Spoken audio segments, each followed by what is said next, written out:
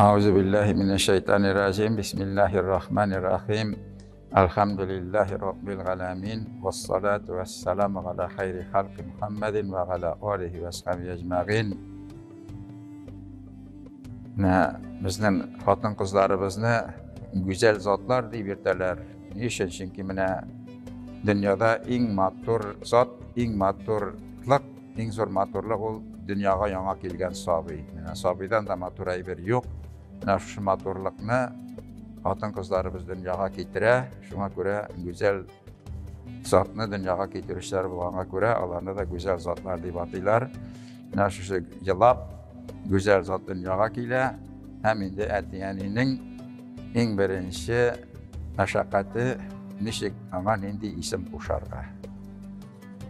Atiyanining haqiqatda da baloq soldunda 5 turli haqqi bor.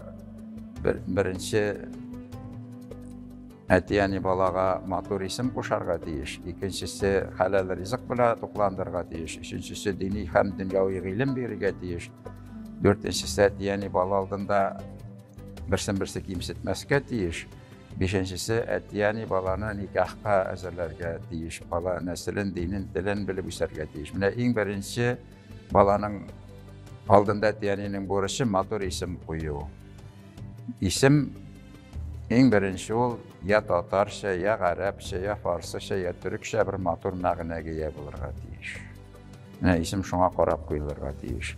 Ammo ism mangilik, jon mangilik bo'lgan shekilli. Shunga qiyomat kunida har kim ismi bilan chaqirilishaq birinchidan.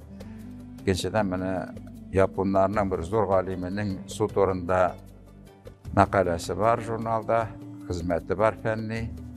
Anda ayta ol suga matur söz aytsang, suvning kristallari maturlarni ham ol davolov o'zligine ega bo'ladi.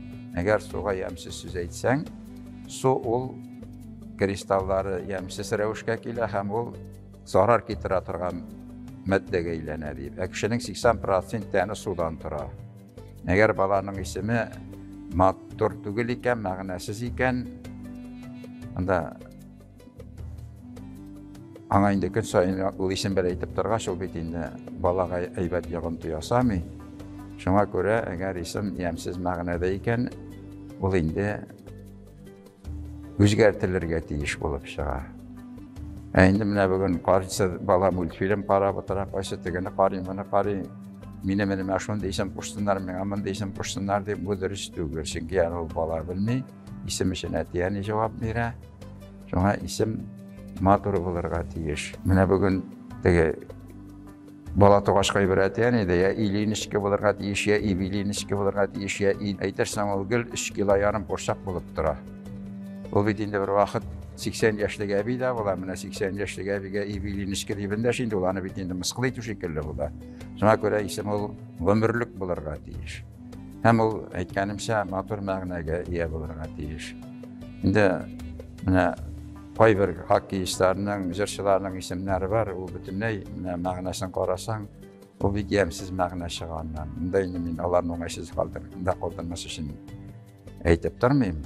Әлі көптен төгіне Tataristan Dini Nazarat tarafından rastlangan büyük matur isimler kitabı çıktı. Anda qo'yilgan isimlerini qo'sharga yarıyor. Anda qo'yilmasa isim qo'shilmaydi. İmam Eğer isim matur olmasa, imamның isim qo'shidan boshlashga haqqi bor. Ana bir atiyanida o'pkalarga tegishli bo'lmanda, chunki mana Xitoy xalq maqolida aytadi, nashar isim nashar yozmishdan yomonroq deyib. Demak, isimga qarab kishining yozmishida formulashadi degan so'z. Shunga ko'ra mana bu bek muhim, jiddiy masala. Atiyanilarga e'tiborli bo'lish kerak.